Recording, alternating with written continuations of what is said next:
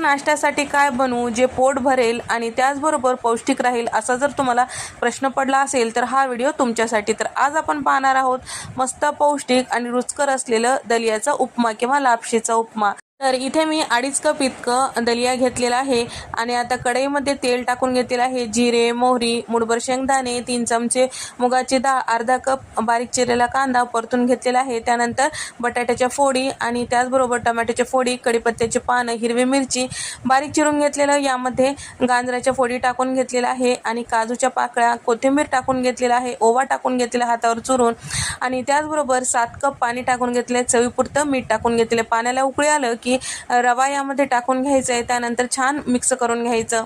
त्यानंतर फ्रोझन मटर यामध्ये टाकून घेतलेलं आहे, छान असं पाणी आटेपर्यंत वाफून घ्यायचं। मस्त गरमागरम उपमा तयार। तर यासोबत तुम्ही चटणी, लोणचे खाऊ शकता। आवडल्यास व्हिडिओ लाईक करा, शेअर करा आणि सबस्क्राईब करायला विसरू नका।